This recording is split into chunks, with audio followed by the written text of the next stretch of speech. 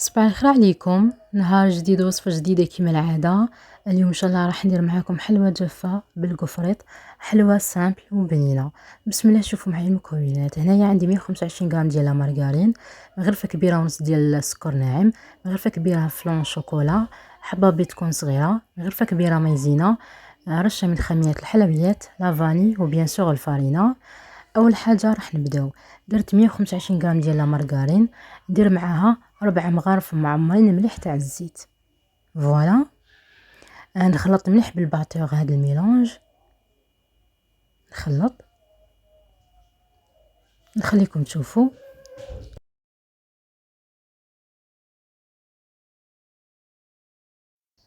نرمي السكر ناعم اللي هي حوالي مغرفه كبيره ونص، نصفيوها بيان سور، راكم تعرفوا يجي شويه محجر. ما نساوش تاني قرصه تاع ملح. نخلط كامل هاد المكونات. بالنسبة للفلون نتوما لكم حرية الاختيار، تحبوا ديروا ذوق شوكو ولا كراميل. تعوضوا غرفة كبيرة ديال فلون شوكولا بفلون كراميل وعطر الكراميل، هذا ما كان. نخلطوا مليح هاد الوصفة. هنايا دوك نزيد حبة بيض تكون صغيرة الحجم، وإلا كانت حبة بيض كبيرة ما ديروهاش، ديروا حبة صغيرة خير. هنايا راح نكه هاد الحلوى تاعي، راح نزيد لها لافاني وتاني عطر الشوكولا. فوالا، نخلط مليح والمايزينا. نخلط مليح هاد المواد الجافة. بالنسبة لخامات الحلويات ديروا غير رشة صغيرة فقط، هذا ما كان. ما ديروش بزاف سينون الكود تاعها راح يخرج في هاد الحلوى ويجي ماشي شباب حلويات. هنايا ندوز نطمها بالفارينة، القوام تاعها يشبه لاباط صابلي. هنايا نطمها. بعد ما نطموها نخلوها في الفريجيدير حوالي ربع ساعة. راح نزيد لها تاني، نسيت ما قلت لكمش، حوالي مغرفة كبيرة ديال كاوكاو محمص ومرحي. راح يزيد يبننها، كما تقدروا تعوضوا بالجلجلان محمص. هذه هي.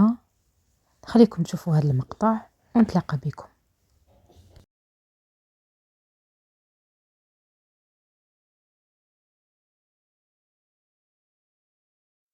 لاباط هذه هي بعد ما خليتها ترتاح، زدت لها برك شويه كاوكاو. بالنسبه للوزن تاع هاد الحبه توزنوها 17 غرام. انا ما نكذبش عليكم درت عيني ميزاني، مي بصح لي راهي حبه يجوها حبه كامل متساويين توزنها في الميزان خير. هنايا خلاص دوك نجوز نشكلها. بالنسبه للشكل تاع الاصابع هذا واش نقدروا نشكلوها، باسكو حلوة الكفريط هذا هو الشكل المناسب ديالها. فوالا. البنات نخليكم تشوفوا هذا المقطع ونتلاقى بكم.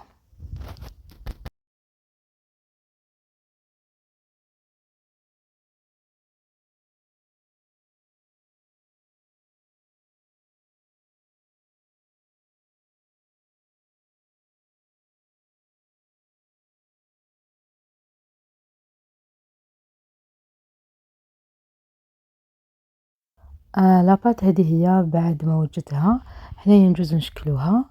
بالنسبة للتشكيل خدموا حربوش وتكملوا به، هذا ما كان، باش يجيكم الحبات كامل متساويين. بعد ما نكملهم كامل راح نديرهم في سنيوه فيها بابي كويسون، ولا كويزينيير نشعلوها من قبل.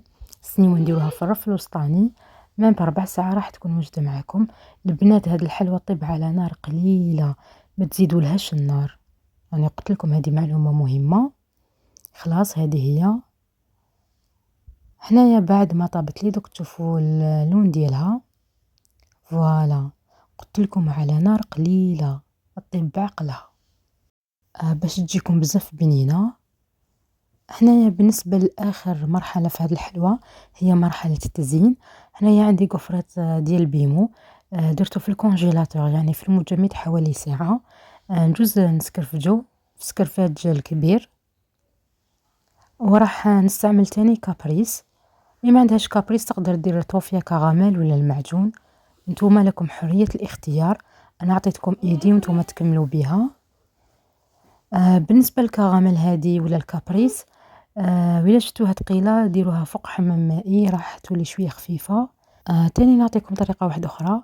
بالنسبة للكابريس تقدروا تمسوها بيديكم وتمسحوا الوجه تاع هاد الحلوى، باسكو البانسو يعيي شوية، على بيه قلت لكم بيديكم خير.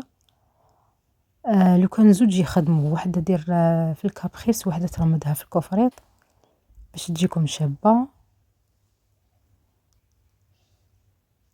خلاص هنا ما بقى لي غير ندلها هذيك الشوكولا ونديرها في الكيسات وتشوفوها معايا.